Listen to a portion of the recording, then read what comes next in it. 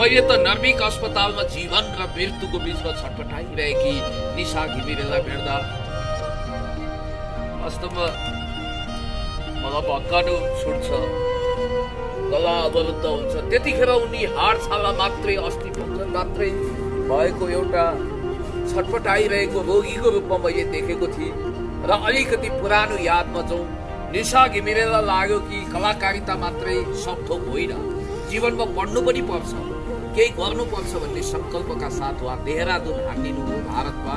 र त्यहाँनिर उहाँको एउटा रहस्यमय मोटर दुर्घटना भयो। त्यो मोटर दुर्घटना यति रहस्यमय छ कि त्यसपछि उहाँ कहिले उठ्न। निशा घिमिरे कुनै अरबपति करोडपति कलाकार हुनुहुन्न थियो, उहाँ सजधजमा बाँचेको व्यक्ति हुनुहुन्न थियो। यहाँ मृत्युमा पनि विभेद हुँदो रहेछ, चिताहरू पनि फरक फरक हुँदा रहेछन्। अचम्म लाग्यो मलाई। निशा घिमिरे बित्दाखेरि यो समाचार हिजै डढेको जस्तो भइएको थियो। उहाँ एकदम होनहार कलाकार, मोडल हुनुहुन्थ्यो। उहाँ कुनै गुमनाम व्यक्ति पनि होइन। तर चार्लीजी पनि छक्कै पर्नुभयो, डबल डोज सिटामोल खाएर आएको। र म तपाईँलाई भन्न चाहन्छु, कलाकारहरू हिजो जेनी दिदीको मृत्यु हुँदा पनि होनहार ठुला कलाकारहरू पुग्नु भएन, किन हो कुनै।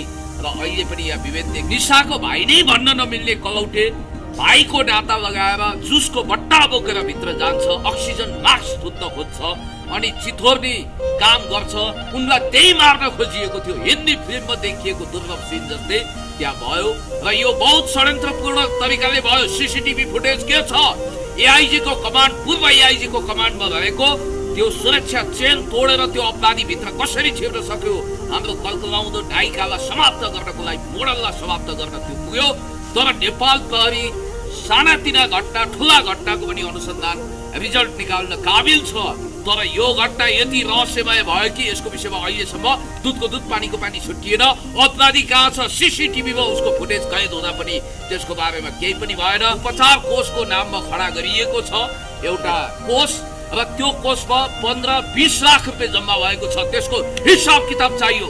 निशाको परिवार अहिले ऋणमा डुबेको छ अनि उनीहरूले ब्याज तिर्नु पर्ला, ऋण तिर्नु पर्ला। त्यो पैसा कोषमा किन राख्नु पर्यो? त्यसको बाई हिसाब किताब बुझाउनु होइन भने यी क्यामेराहरू हामी कोषका पदाधिकारीहरूतिर पनि तेर्छौँ। पैसा ल्याएर परिवारलाई दिनु पर्यो, किनभने त्यो त निशाको अनुहार देखेर, निशालाई माया गरेर, निशालाई बचाउन चाहने देश विदेशमा रहेका उनका फ्यानहरू, उनका दर्शकहरू उनलाई माया गर्ने, उनको जीवन रक्षाको निम्ति अपिल गर्ने, प्रार्थना गर्नेहरूले आफ्नो घाँस काटेर पठाएको पैसा हो। यसै गरी निशाको नाउँमा अन्त पनि थुप्रै पैसा उठेको हामीले थाहा पाएका छौँ। खबरदार, एक पाई पैसाको हिसाब किताब जनताले खोज्दैछ। एउटा कलाकारले अर्को कलाकारले पढ्दाखेरि एउटा पीडा पर्दा मलम लगाउने काम गर्नुपर्छ। हामी कलाकारिता एकजुट हुनुपर्छ भन्ने मेरो पनि चाहना हो। तर थुप्रै कलाकारहरूको आज उपस्थिति नहुँदा तपाईँको कलाकारभित्र पनि यति भेदभाव भइरहेको छ कि तपाईँको एकदमै दुःख लाग्यो मलाई। हुन त अब यी कुराहरू भनेको जति उहाँहरूलाई पनि पर्छ भोलि, किनभने उहाँहरूलाई पनि नपर्ला भन्नु पर्दैन। भोलि उहाँलाई पनि कुनै चोट पर्ला, कुनै समस्या पर्ला, किनभने तपाईँको एउटाले अर्कालाई पर्दा खिसी उडाउने नहुने गर्दाखेरि भोलि उहाँहरूलाई पर्दा पनि अब त्यो आफूलाई परेको चाहिँ थाहा हुन्छ होइन। तर आज जुन आउनु पर्ने थियो राई सम्हाल्ने किनदेखि लिएर जति कलाकारहरू हुन्छ, सन्तोष पन्तहरूदेखि लिएर थुप्रै कलाकारहरूको उपस्थिति त्यहाँ थिएन। कलाकारहरू कमै मात्रामा हुनुहुन्थ्यो।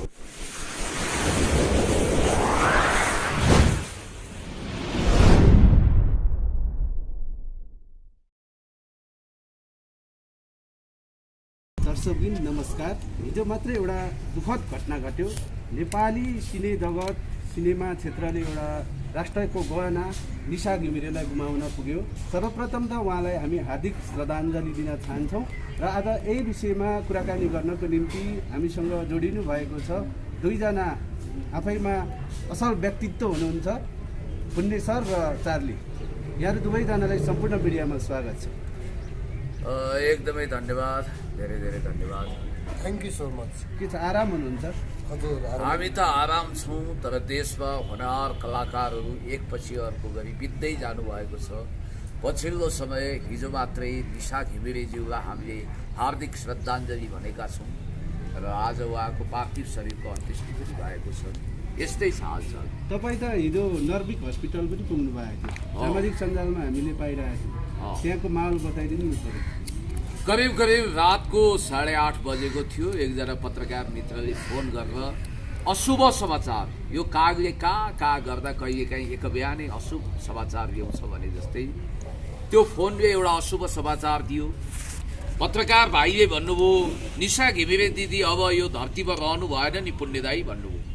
त्यसपछि म जहाँ उभिएको थिएँ मानौँ त्यो जमिन भाँसिए जस्तो भयो, आँखामा अन्धकार व्याप्त भयो, भाउन्न भएर आयो, टाउको माथिको आकाश मानौ खस्ला जस्तो भयो, हजारौँ हजार सर्पले डसे जस्तो भयो। मेरो नौनारी फत्रकै गलेको थियो, ओठतालु खङ्ग्रङै सुकेको थियो र हतार दौडिँदै चाबीजीले झन्डै 100 किलोमिटरको गतिमा बाइक दौडाएर हामी नर्विक गयौँ। नर्विकमा गइसकेपछि कति पत्रकार मित्रहरू त्यहाँ आउनुभएको थियो, खिचेर ती सिनहरूलाई अमर बनाउनु भएको छ र निशाजी त यो धरतीबाट विदाई भइसक्नु भएको रहेछ। उहाँको लास भएको शरीरलाई डिप फ्रिजमा हिउँमा राखिएको रहेछ त्यहाँ बरफमा र त्यो अन्तिम उहाँको अवस्था दर्शन गर्न पाइएन र हामी त्यहाँबाट निराश भएर फर्कियौँ। तपाईँले यो बरफमा डिप फ्रिजमा भनिरहँदाखेरि हिजै डिप फ्रिजमा राख्नुपर्छ र त्यो लास्ट केही समय राख्नु पर्दो रहेछ त्यो अवस्थामा भएको। यद्यपि यो चर्चाको ठुलो विषय भएन र बिहान हामीले हिजो कमिटमेन्ट गरेका थियौँ श्रद्धाका 2 थोपा आँसुहरू तरक्क चुहाउनको लागि, 2 थोपा फुलहरू चढाउनको लागि डियर जिन्दगी लगायतका भिडियो फुटेजहरूमा अमर भइसकेकी महान मोडल हुने दिशामा अगाडि बढेकी र रूपले धपक्कै बलेकी, कुनै समय रूपकी रानी मानिएकी, अप्सरा तुल्य सुन्दर र अभिनय कलामा पनि अत्यन्तै पारङ्गत सुपर मोडल र सुपर एक्ट्रेस हुनको लागि अगाडि बढेकी निशा घिमिरे, जसले अल्पायुमै यो धरती छोड्नु भएको छ, यो ग्रह यो पृथ्वीलाई टाटा बाई बाई अलविदा गर्नुभएको छ। उहाँलाई हार्दिक श्रद्धाञ्जली अर्पण गर्नको निम्ति हामी आर्यघाट आज बिहान गयौँ। उहाँको शरीर चिता जलेर धुवामा परिणत भयो, जिन्दगी त धुवा रहेछ। अनि उही कवि शिरोमणि लेखनाथ पौडेलको आयो टप्प टिप्यो मिति पुग्यो टारे र टारिन्न त्यो भने जस्तो निष्ठुरी कालले त्यो गुलाब जस्तो फुललाई चुडेर लग्यो। हामी हेरेको हेरे भयौँ, हामी स्तब्ध भयौँ। वास्तवमा हामीसँग कुनै शब्दै थिएन र हामी शब्दातीत भावातीत उहाँको परिवारजनप्रति गहिरो शोक संवेदना पनि हामी व्यक्त गर्न चाहन्छौँ। ल पुण्य सर, हामी तपाईँसँग एकछिनमा जोडिन्छौँ। चार्लीजी, जुन निशा घिमिरे मृत्यु प्रकरणमा तपाईँ के बताइदिनुहोस्। अब दुःख लागिरहेको छ। अब एकदम हामी सबै कलाकारहरू पीडामा छौँ। उहाँ एउटा राम्रो कलाकार, एउटा राम्रो प्रतिभा, एउटा राम्रो मोडल हुनुहुन्थ्यो। ओके, केही समय अगाडि हामीले छमछम सुटिङ सेटमा काम गरेको हिजो आज ताजा जस्तो लाग्छ मलाई। किनभने त्यो मलाई त लाग्छ उहाँ यहीँ हुनुहुन्छ, अहिले पनि सुटिङ भइरहेको छ। भनेपछि तपाईँहरू एउटै प्रोजेक्टमा रहेर काम गरिसक्नुभयो? गऱ्यौँ। हामी प्रोजेक्टदेखि लिएर स्टेजसम्म पनि हामी एउटा 2टा स्टेजमा पनि पुगेका छौँ।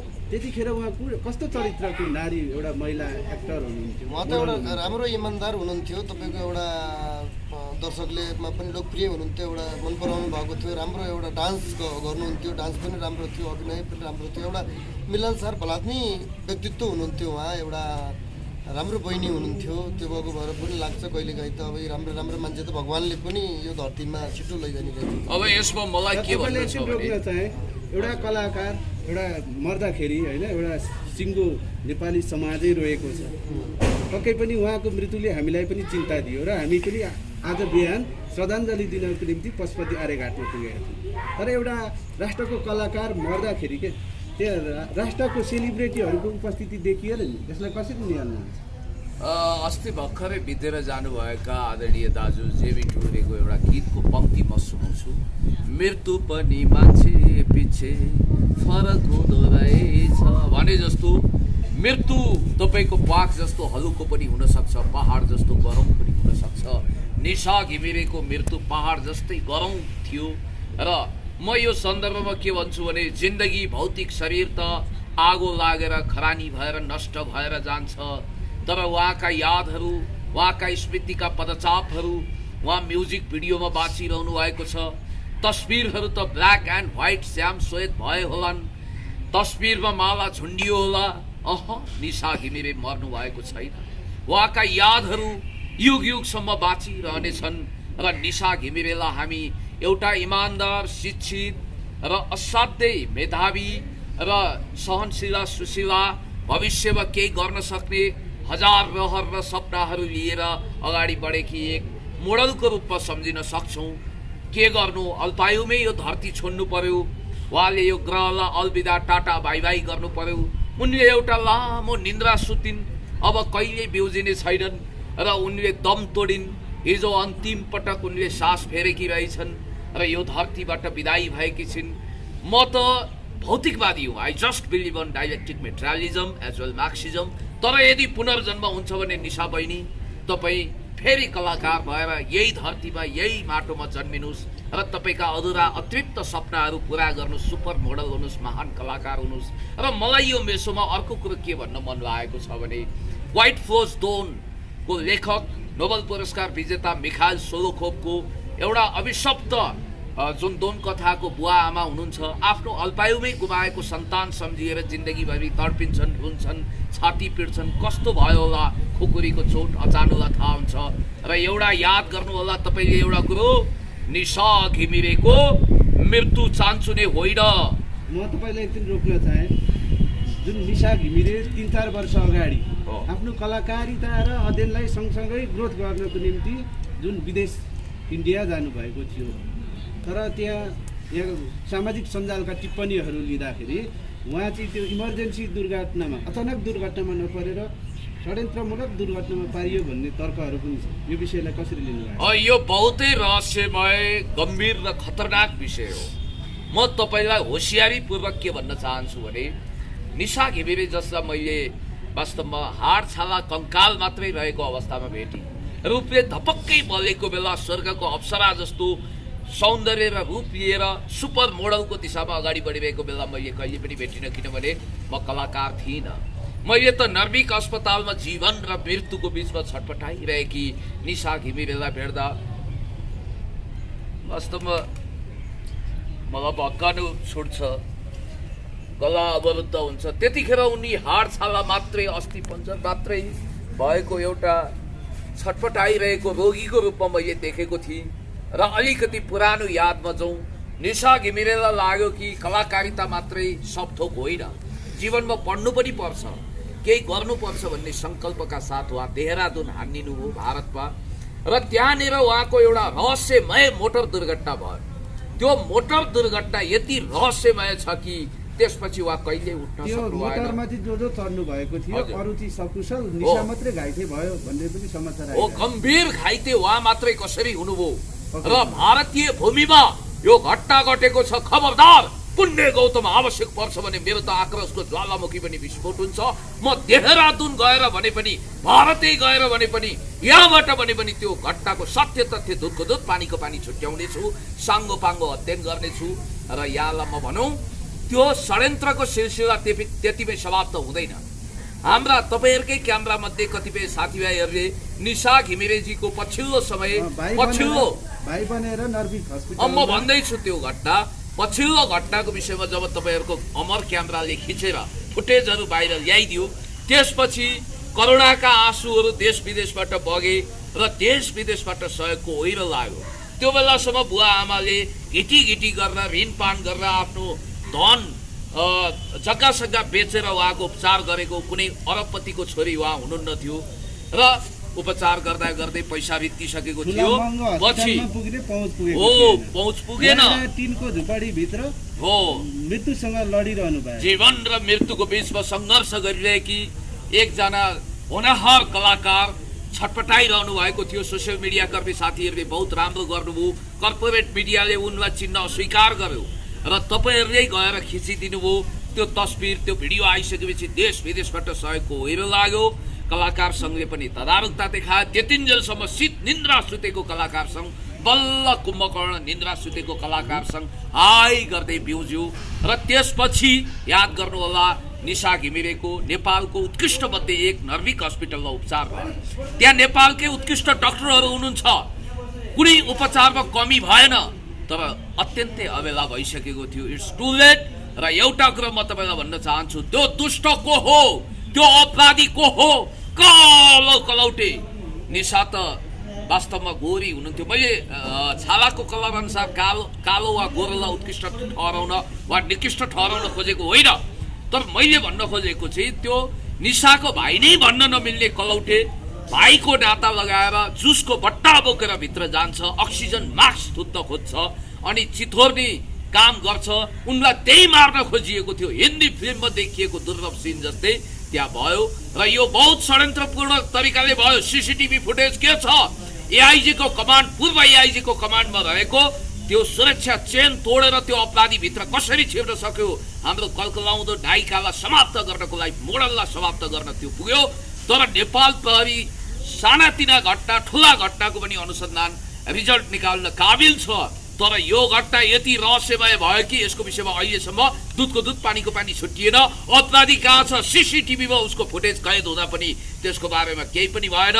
र यहाँनिर के देखिन्छ भने भारतदेखि यहाँसम्म सालनाल जोडिएका अपराधीहरू निशालाई समाप्त पार्न भौतिक रूपमै उनलाई मार्न चाहन्थे। र म के भन्न चाहन्छु भने यो मृत्युभन्दा ज्यादा आत्महत्या हत्या हुन सक्छ भन्ने कुरो तपाईँले शङ्का गर्न सक्ने प्रशस्त आधार छन्। आखिर निष्ठुरीहरूले निशाको चोला उडाएरै छाडे।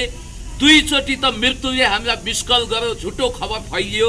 म भन्छु अलक्षिणा खबर मृत्युको बारेमा कसैको बारेमा पनि नगर्नु, यस्तो खबर नफैलाउनु। अर्को कुरो मैले अहिले सुनिरहेको छु, निशालाई बचाउन केही पत्रकार मित्रहरूले बहुत राम्रो योगदान गर्नुभयो, त्यो मध्ये तपाईँहरू पनि हुनुहुन्छ। र निशाको जीवन रक्षाको निम्ति हाम्रा साथीहरू, खास गरी अनलाइन तुफानका साथीहरू लगायतका साथीहरू एकदमै राम्रोसँग खटिनुभयो। मधुजीहरू, उहाँ मधुजी स्वयं कलाकार हुनुहुन्छ, तपाईँहरू पनि खटिनुभयो। र त्यो सिलसिलामा इमान्दारीपूर्वक मधुजीले राम्रोसँग परिवारलाई व्यवस्थापन गरेर हिसाब किताब पाई सुको आनासुकी मानामुठी सबै हिसाब पारदर्शी गरेर दिनुभयो। तर यहाँ मैले सुनिरहेको छु उपचार कोषको नाममा खडा गरिएको छ एउटा कोष, र त्यो कोषमा 15-20 लाख रुपियाँ जम्मा भएको छ। त्यसको हिसाब किताब चाहियो। निशाको परिवार अहिले ऋणमा डुबेको छ अनि उनीहरूले ब्याज तिर्नु पर्दा, ऋण तिर्नु पर्दा त्यो पैसा कोषमा किन राख्नु पर्यो? त्यसको पाई हिसाब किताब बुझाउनु होइन भने यी क्यामेराहरू हामी कोषका पदाधिकारीहरूतिर पनि तेर्छौँ। पैसा ल्याएर परिवारलाई दिनु पर्यो होइन? दिनु पर्यो, किनभने त्यो त निशाको अनुहार देखेर, निशालाई माया गरेर, निशालाई बचाउन चाहने देश विदेशमा रहेका उनका फ्यानहरू, उनका दर्शकहरू उनलाई माया गर्ने, उनको जीवन रक्षाको निम्ति अपिल गर्ने, प्रार्थना गर्नेहरूले आफ्नो घाँस काटेर पठाएको पैसा हो। यसै गरी निशाको नाउँमा अन्त पनि थुप्रै पैसा उठेको हामीले थाहा पाएका छौँ। खबरदार, एक पाई पैसाको हिसाब किताब जनताले खोज्दैछन्। रोक्न चाहे तपाईँले कलाकारसँग कलाकार दोहोऱ्याइरहनु भयो, तर यो कलाकार बिच पनि भेदभाव हुँदो रहेछ क्या, ठुलो सानो भन्ने किन यस्तो हुन्छ? हो, यहाँ पनि भनेको त समानता हुनुपर्ने होइन? प्रिय पत्रकार मित्र बौद्धिक लेभलको मान्छेहरूले नै त्यस्तो भेदभाव गर्ने। प्रिय पत्रकार मित्रले बहुत सान्दर्भिक प्रश्न उठाउनु भयो। सबै कला त समान हो। यस, नो डाउट। आज तपाईँहरू पनि जानुभएको थियो आर्यघाट, म पनि गएँ। श्रद्धाका 2 थुङ्गा फुल चढाउन चार्लीजी म गयौँ। हामीले त्यहाँ हाम्रा आँखाहरूले खोजे महानायक राजेश हमाल, सुपरस्टार भुवन केसी अनि शिवश्रेष्ठ, करिश्मा मानन्द, रेखा थापा, मदन कृष्ण, हरिवंश, सन्तोष पन्त, मनोज गजरेल हामीले देखेनौँ। हामीले त केही जुनियर कलाकारहरू देख्यौँ, पत्रकारहरू देख्यौँ, हामी खुद गएका थियौँ। र मलाई दुःख लाग्यो कि सायद निशा घिमिरे कुनै अरबपति करोडपति कलाकार हुनुहुन्न थियो, उहाँ सजधजमा बाँचेको व्यक्ति हुनुहुन्न थियो। यहाँ मृत्युमा पनि विभेद हुँदो रहेछ, चिताहरू पनि फरक हुँदा रहेछन्। अचम्म लाग्यो मलाई। निशा घिमिरे बित्दाखेरि यो समाचार हिजै डढेको जस्तो फैलिएको थियो। उहाँ एकदम होनहार कलाकार, मोडल हुनुहुन्थ्यो, उहाँ कुनै गुमनाम व्यक्ति पनि होइन। तर चार्लीजी पनि छक्कै पर्नुभयो, डबल डोज सिटामोल खाएर आएको। र म तपाईँलाई भन्न चाहन्छु, कलाकारहरू हिजो जेनी दिदीको मृत्यु हुँदा पनि होनहार ठुला कलाकारहरू पुग्नु भएन, किन हो कुन्नी। र अहिले पनि यहाँ विभेद देखियो। हुन त म सबै कलाकारहरूलाई सम्मान गर्छु, राष्ट्रको गहना हो, तर पनि अन्तिममा म भन्छु हार्दिक श्रद्धाञ्जली। एक पैसाको हिसाब किताब बुझाउनु पर्छ। पत्रकार साथीहरूले, मधुजी लगायतका साथीहरूले निशाको जीवन रक्षाको लागि गरेको पहललाई म सल्युट गर्न चाहन्छु। म एकछिन अब तपाईँलाई रोक्न चाहे चार्लीजीसँग। तपाईँ आफै एउटा कलाकारितामा केही गर्छु भनेर सङ्घर्ष पनि गरिरहनु भएको छ। जुन आज पशुपतिको एउटा दृश्य देख्नुभयो, तपाईँ आफै पनि त्यो श्रद्धाञ्जली दिन जानुभएको थियो। तर तपाईँले कुनै देशको एउटा सेलिब्रिटी कलाकारहरू नआएको देख्दा तपाईँलाई कस्तो महसुस भयो? मलाई चाहिँ एकदमै चिन्ता र पीडा लाग्यो, किनभने तपाईँको एउटा कलाकारले अर्को कलाकारलाई पढ्दाखेरि एउटा पीडा पर्दा मलम लगाउने काम गर्नुपर्छ। हामी कलाकारी त एकजुट हुनुपर्छ भन्ने मेरो पनि चाहना हो। तर थुप्रै कलाकारहरूको आज उपस्थिति नहुँदा तपाईँको कलाकारभित्र पनि यति भेदभाव भइरहेको छ कि तपाईँको एकदमै दुःख लाग्यो मलाई। हुन त अब यी कुराहरू भनेको जति उहाँहरूलाई पनि पर्छ भोलि, किनभने उहाँहरूलाई पनि नपर्ला भन्न पर्दैन। भोलि उहाँलाई पनि कुनै चोट पर्ला, कुनै समस्या पर्ला, किनभने तपाईँको एउटाले अर्कालाई पर्दा खिसी उडाउने नहुने गर्दाखेरि भोलि उहाँहरूलाई पर्दा पनि अब त्यो आफूलाई परेपछि थाहा हुन्छ होइन। तर आज जुन आउन पर्ने थियो राय सम्हाल निखिल उपाध्यायदेखि लिएर जति कलाकारहरू हुनुहुन्छ, सन्तोष पन्तहरूदेखि लिएर थुप्रै कलाकारहरूको उपस्थिति त्यहाँ थिएन, कलाकारहरू कमै मात्रामा हुनुहुन्थ्यो। त्यसपछि हामी त्यहाँ पुण्यदायी र हामी पुग्यौँ र हामीले हार्दिक श्रद्धाञ्जली व्यक्त गऱ्यौँ, फुल पनि चढायौँ र हामीले त्यो धेरै उ गऱ्यौँ। अनि त्यसपछि तपाईँको धेरै नआउँदा एउटा राष्ट्रको गहना, एउटा राष्ट्रप्रेमी कलाकार आज यो संसार छोडेर जाँदा एउटा एकदम दुःखद घटना हो, एकदम दुःखद कहानी हो। र यसमा त मलाई लाग्छ तपाईँको अस्ति नै श्रीकृष्ण श्रेष्ठज्यू को ताका जाँदाखेरि त्यहाँ उहाँ हो, ठिक भन्नुभयो। त्यतिखेर तिलको गेडो राख्ने ठाउँ थिएन, ठिकै हो, किनभने श्रीकृष्ण श्रेष्ठ होनार कलाकार हुनुहुन्थ्यो। हाम्रो आशा चाहिँ के भने श्रीकृष्णजीको अन्तिम महाप्रस्थानमा, अन्तिम विदाईमा जुन भिड पैदा भएको थियो, जसरी मान्छे आएका थिए, कलाकार आएका थिए, त्यही स्तरमा आउनु पर्थ्यो। त्यतिखेर सोसियल मिडिया अहिले जस्तो फस्टाएको थिएन, तर हामीले देख्दा त्यो दृश्य देख्न पाएनौँ, दुःख लागेको छ। म यही भन्न चाहन्छु। सुन्ने सर, हामी कार्यक्रमको अन्त्यमा छौँ। जाँदा जाँदै हामी फेरि पनि निशा घिमिरेलाई हार्दिक श्रद्धाञ्जली दिन चाहन्छौँ र उहाँको स्वर्गमै बास होस्। तपाईँहरूले पनि लास्टमा के भन्नुहुन्छ? हार्दिक श्रद्धाञ्जली छ निशा बहिनी, अन्तिम विदाई, भावपूर्ण विदाई, श्रद्धा सुमन छ तिमीलाई। सायद नियतिलाई यही कुरो निश्चित थियो, तपाईँको पृथ्वीमा भिजा र पासपोर्ट सिद्धिएको थियो, निष्ठुरी कालले टपक्कै टिपेर लग्यो। तर तपाईँलाई यो अवस्थामा पुर्याउन निशा बहिनी, जसले षड्यन्त्र गरे तिनीहरूलाई प्रकृतिले समाप्त गर्नेछ, म यही भन्न चाहन्छु। र अन्तिममा निशा बहिनी, तिमी यादहरूमा, म्युजिक भिडियोहरूमा, युट्युबमा सधैँभरि बाँचिरहनेछौ, म यही भन्न चाहन्छु। कहिले तिमी भनी, कहिले सम्मानमा तपाईँ भनी, माफ गर्नुहोला। म पुण्य गौतम र चारी, अब हामी ओजेल पर्छौँ। म धन्यवाद दिन्छु। दुवैजनालाई धेरै धेरै धन्यवाद।